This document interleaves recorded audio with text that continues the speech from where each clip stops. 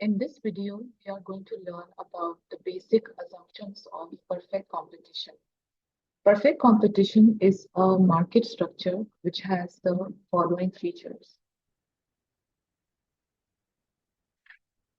Number one, there are many buyers and sellers of a particular product. There could be millions of buyers and millions of sellers selling a particular product.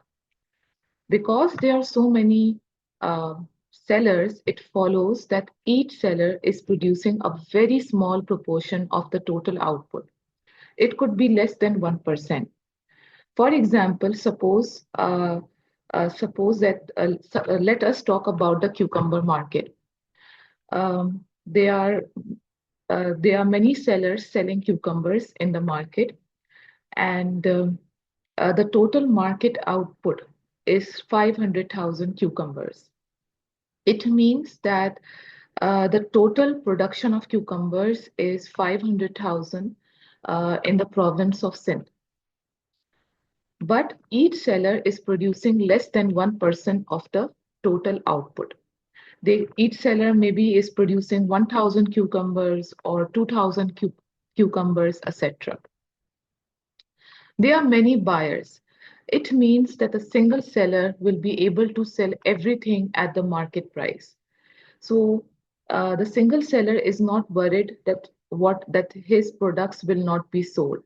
He knows that whatever he produces or makes will be brought by the buyers at the market price. Identical or homogeneous products. The product sold by all the seller is identical or same. For example, let us talk about the cucumber market. The cucumber sold by all the buyers is 100%, the cucumber sold by all the sellers is 100% identical. There is no differences in quality or there is no difference in branding. The products are so similar that as a buyer, you are not worried, you don't care about which shop you buy the cucumber from. Perfect information. There is perfect information. All the buyers, they are aware, they have perfect information about the market price of the product. They know what is the price of the product prevailing in the market. And if any seller tries to sell them a price higher than the market price, then the buyer will not buy the product. Similarly, the seller is also aware about the market price of the product. The seller also has perfect information about the production method used in the production of the product. He knows about the least cost method of producing the product. So there is no seller who has an advantage over the production method. Easy entry and exit into the industry. In some industries, it's not very easy to enter the market. There could be many barriers to entry. For example, it's not very easy to enter the oil market. Production and extraction of oil requires a huge amount of financial investment. The startup costs are very high. Sometimes, for example, in some cities in the US, sometimes there are many restrictions and regulations regulating. There are many restrictions and regulations in a particular industry. For example, in some cities in the US, the government has placed a restriction on the number of taxis running around in the city. So it's not easy for any taxi driver to enter the market. So, but in perfect competition, the entry is very easy. There are no barriers to entry. Any potential producer can easily enter the market and start his production. Similarly, there is also an easy exit into the industry. If you are facing losses in your business and you want to leave the industry, then in perfect competition, it is very easy for you to leave the industry. And sometimes this is not the case. In other market structures, leaving the industry is not very smooth or easy. When you are closing down your business, um, when you're closing down your business, it takes time to close down your plant and to sell your machines. But in perfect competition, there is very easy exit into the industry. You can easily leave the industry. There is no barriers to exit. Now, easy entry and exit into the industry is only applies to the long run, because entry and exit into the industry only happens in the long run and not in the short run. So this assumption is only relevant in the long run time period. The last assumption is that a single firm or a seller in this market is a price taker. It means that the seller, he does not have the freedom or the liberty to choose his own price. He has to use the price that is currently prevailing in the market. He has to sell his product at the market price. He cannot choose his own price. So in perfect competition, a single seller is a price taker. He cannot choose his own price. They have to use the price set by the market. And the reason why, and this reason will be explained through an example. Suppose there are many sellers selling cucumbers at the price of $5. So this is a cucumber market, and there are thousands of sellers selling cucumbers at the price of $5. It means that $5 is the market price. So there are different shops, A, B, C, D, E, F, G, H, and all of them are selling cucumbers at the price of $5. $5 is the market price. Now suppose a new seller enters the market. His name is Z1. So if he tries to uh, if he tries to set his own price, what will happen? For example, he charges a price of $6. $6 is a price higher than the market price, which is $5. So what will happen? If the new seller charges a price of $6, no buyer will buy from seller Z1, because the buyer, according to the assumptions of perfect competition, the buyer has perfect information about the market price of the product. The buyer knows that all the other shops are selling cucumbers for $5. So he will not buy from seller Z1 if he's charging a price of $6. What will happen if the new seller charges a price less than $5? For example, if he charges a price of $3. Now, seller Z1 will not charge a price less than $5. And the reason is that one of the assumptions of perfect competition is that whatever the seller makes is eventually brought by the buyers. So the seller knows that whatever he produces is demanded by the buyers and it will be sold off. And the seller also knows that the market price is $5. It means it means that the $5 is the price which is accepted by the buyers. The buyers are their buyers are happy to accept the price of $5, and they are happily buying cucumbers at the price of $5.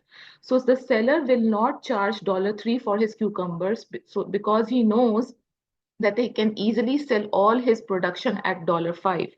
By charging $3, he will bring less profits for himself.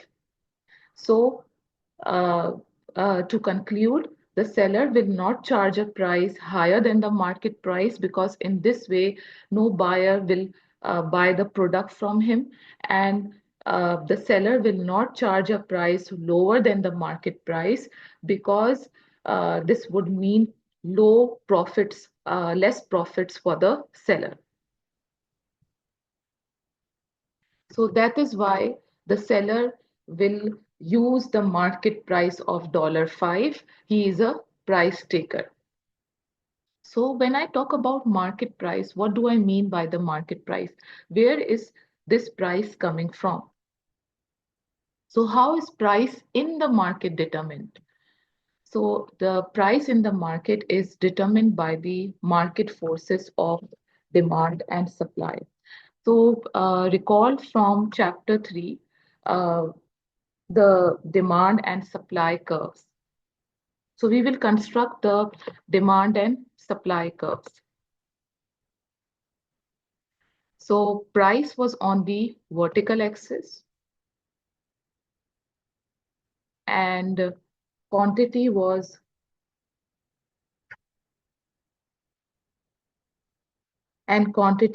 on the horizontal axis. Okay. This was the market supply and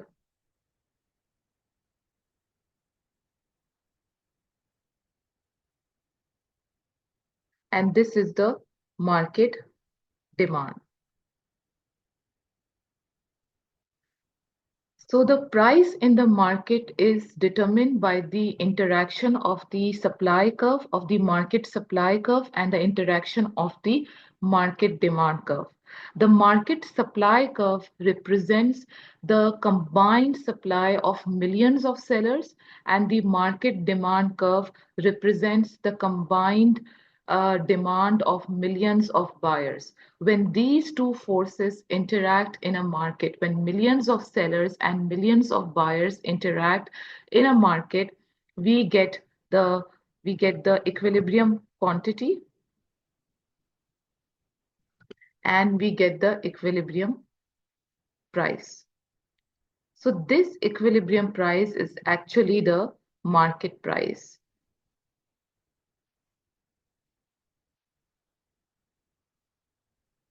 And this equilibrium quantity is actually the total market output.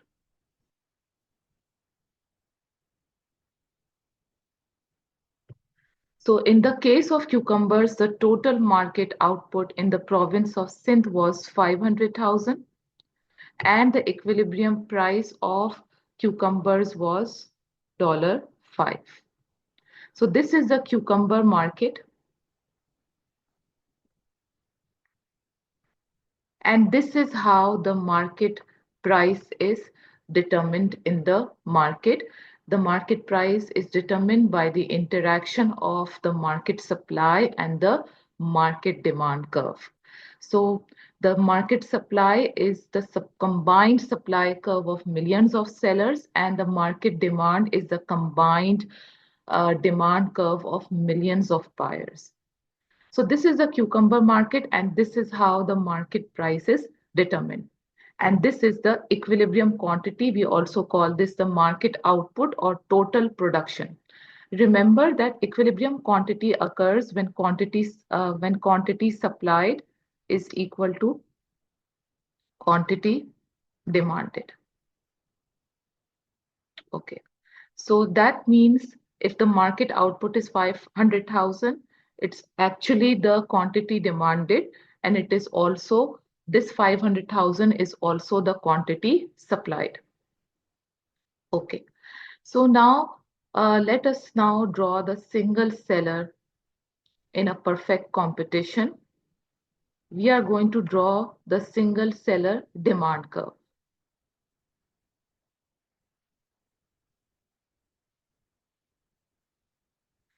So the recall, one of the assumptions of perfect competition is that the single seller is a price taker. Whatever the price is in the market, he is going to accept that price and he is going to use that price to sell his products. So the price in the market is $5. So he is going to use that price to sell his products. He cannot charge his own price. So this is price and this is quantity.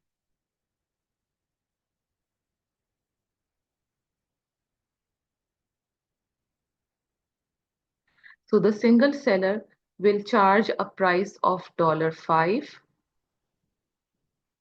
And now, and at this price of $5, he can produce as much quantity as he wants. So now he can produce 1 unit at $5. He can produce 2 units at $5. He can produce 3 units at $5, 4 units at $5, and so on. So it is up to the seller. He cannot influence the price. He cannot influence the market price. He has to use that market price, but he can choose his own output. He can produce as much as he wants at the price of $5. So this is going to be a horizontal line. This is the demand curve of the single seller. And the last point is that the single seller knows that whatever he makes is going to be eventually be brought by the buyer. So if he decides to produce 2 units, he knows that 2 units will be brought by the buyer. So whatever the single seller makes is demanded by the it is demanded by the buyer, and it will be sold off. If he decides to make 5 units, this is going to be demanded by the buyer and it will be sold off. The reason is that the seller is producing a very small proportion of the total output. And over here, the total output is 500,000. It means that the quantity demanded is 500,000, but seller is producing of less than 1% of the total output. So this means that whatever the seller makes, it is going to be demanded by the buyer.